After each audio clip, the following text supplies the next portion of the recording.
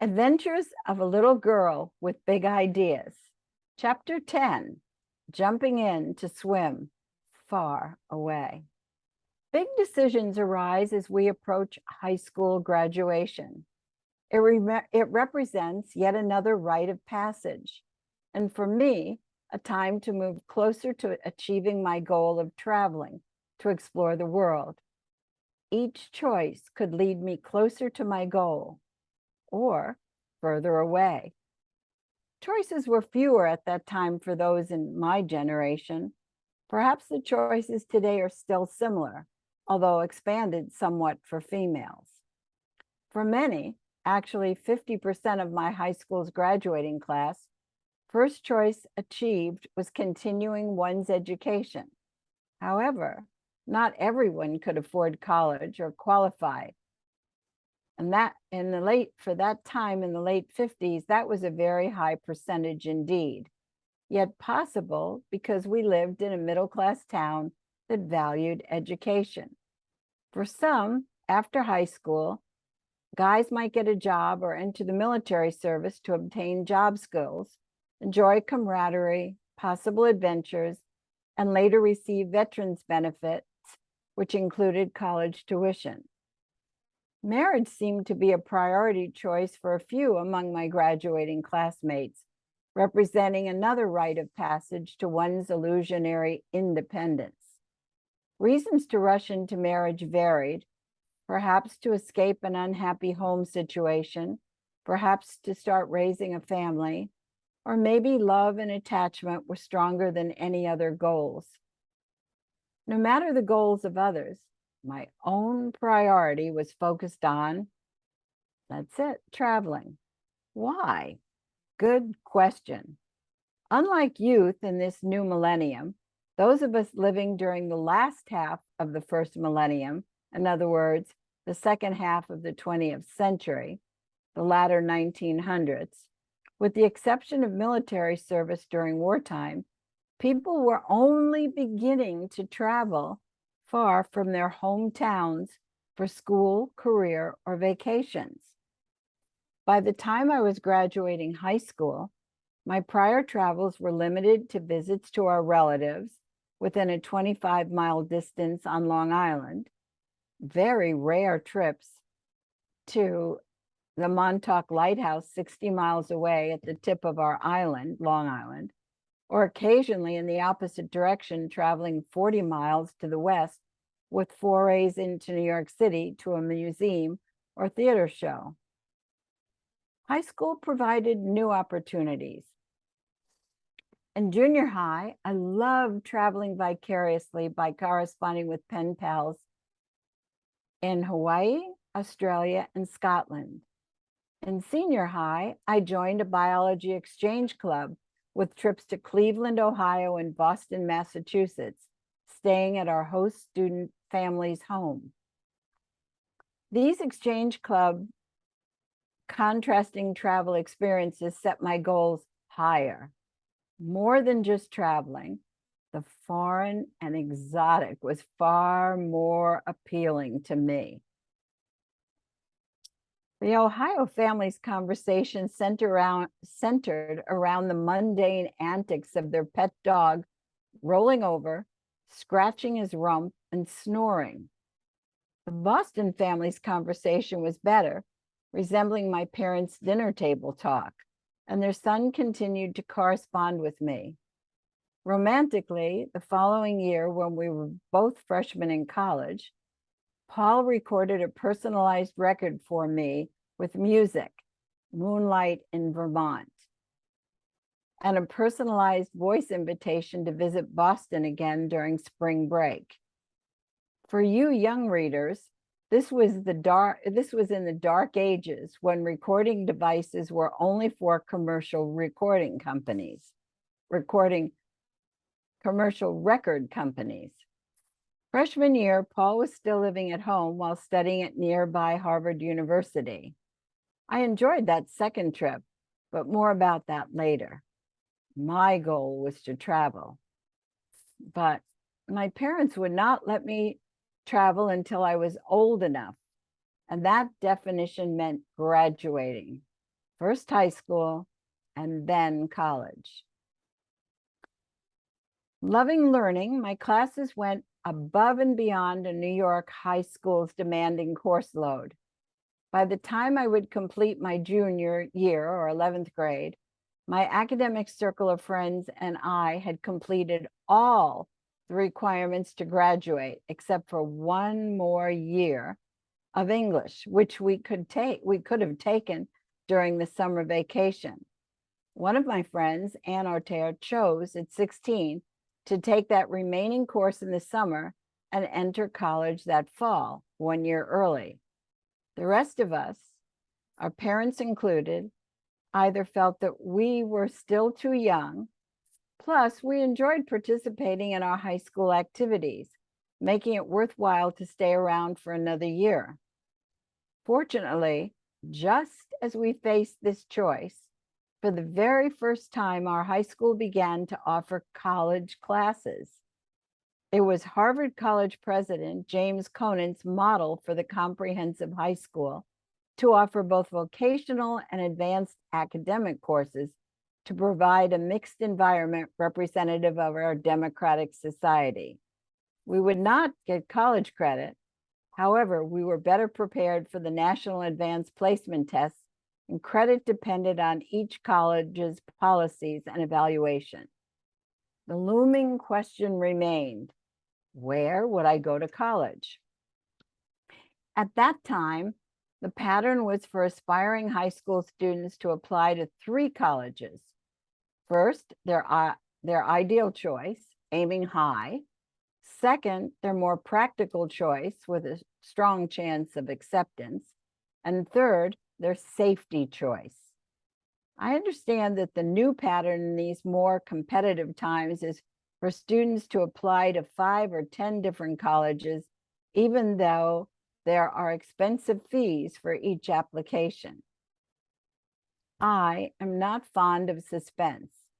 As a sophomore and junior in high school, I watched in dismay as seniors fussed and fretted over their futures that hinged on a college's letter of acceptance or non-acceptance. My preference was to have clarity, calm, and control in my life. Therefore, I established my criteria for college. You've probably noticed that I have a preference and a propensity for predictability, as well as alliteration. If you young readers do not know some of these words, look them up. It's faster and easier with a computer now than it was with a big dictionary in the past. My 3 criteria for college, not surprisingly, put travel as a first priority. 1, far enough from home that it would take a day's travel, 8 hours to get there. 2, inexpensive enough to have education funds later to travel overseas. And 3, efficient enough that it would certify me as quickly as possible to teach overseas. These criteria serve to eliminate the private and out-of-state universities my high school teachers promoted. This was because tuition was much more costly than state universities. It also eliminated all the wonderful quality educational institutions near my home, along with any place that did not offer an undergraduate degree in education, because a general Bachelor of Arts degree would necessitate another year or 2 to complete a degree in education. In other words, I'd have to go to school for 5 years before I could travel. In effect, these criteria narrowed choices down to upstate colleges in New York State. Next, I had to decide which New York State college training teachers was best for me. My favorite academic subjects were the social sciences and English. My sister Sandy's forte was the math and the sciences. We were able to be mutually helpful to one another, even though we were in different grades. In high school, I was also active in the Future Teachers of America Club, volunteering during study hall to assist in an elementary classroom at the Village Green School close to our old high school. I thought very highly of Miss Wyeth, my English and Humanities college prep teacher. I also adored all of my social studies teachers. My drama class and play director, Mr. Moransky, was outstanding. I am forever indebted to each and every one of them for teaching me to think, to question, to analyze, and to write quickly and clearly. In junior high, through library books on how to study, I learned how to learn and how to study. I've always wondered why that is not taught in schools, but acquired through a trial and error process that leaves otherwise capable students feeling incompetent academically. In high school, I taught myself typing and appreciate the typing teacher's permission to practice during lunch when the room was available. I had so many academic courses, I couldn't take a course in type. No room in the day. My high school teachers, along with my granddad and dad, laid the foundation for all the rest of my educational achievements with 4 degrees in 3 different academic fields. Am I a perpetual student? Thankfully and enthusiastically, I respond with a resounding yes.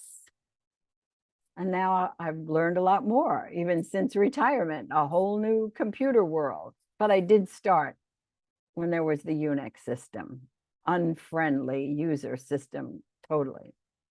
I must single out my appreciation not only to Miss Wyeth, but also to my drama coach. It is one thing to memorize lines, blocking of movements, expressions, timing, and rehearse. However, it is a different skill set to stand on a stage in front of over 1,000 of your peers or strangers, judgmental high school classmates. At the beginning of my senior year, I was asked by the vice principal to introduce visiting guest performers at our weekly school assembly in the school auditorium. Sure, I agreed, but at lunch, an hour plus before the assembly, I panicked. Oh, it was a bad case of butterflies in my stomach, anxiety, cold feet, everything negative rolled into a determination to step aside. I went to see Mr. Morantz, the liaison hosting these performers from New York City. To his credit, Mr. Morantz did not accept my last-minute resignation. Instead, he took me through deep breathing exercises that calmed my nerves. He boosted my self-confidence too, encouraging me that I would be fine. And I was. I cannot recall any time since that I have ever been nervous speaking to any assembled group, large or small. Those deep breaths and his encouragement have lasted me a lifetime. Nonetheless, I admit to having felt nervous before job interviews that were important to me. The secret to not feeling nervous comes from not worrying, doing my best, and having alternative plans, backup plans. The secret to not feeling nervous in speaking to a large or small audience is to be prepared in advance and have alternative options as backup. Ms. Wyeth deserves accolades of credit for pushing us to legibly handwrite coherently 1,000-word themed essays within 50 minutes, with strategies, organization of information within an outline, and getting to the closing in time. Her teaching over the years has saved me countless hours of anxiety and work. It was also key to success in intercollegiate debating and all future writing assignments, including this one. If only my active mind and flying fingers on the keyboard could edit as I write, I would be much better in writing these memoirs. Thanks to Miss Wyeth, I fine-tuned academic writing into typing my first draft as final papers, but now have far to go to master deleting the non-relevant and the minutia as I reminisce upon my past. Special thanks in advance to Professor Joe Kita for teaching tips in memoir writing. For everything in this memoir that is well written, he deserves prime credit. And for the sheer volume that is not directly relevant to my tale, I apologize. My great appreciation is expressed for the potential deletions he has to wade through along this road to becoming readable. So the next chapter, Where Did I Go to College? The title will be, or the title is, Travel, Wrong Destination, Making It Right.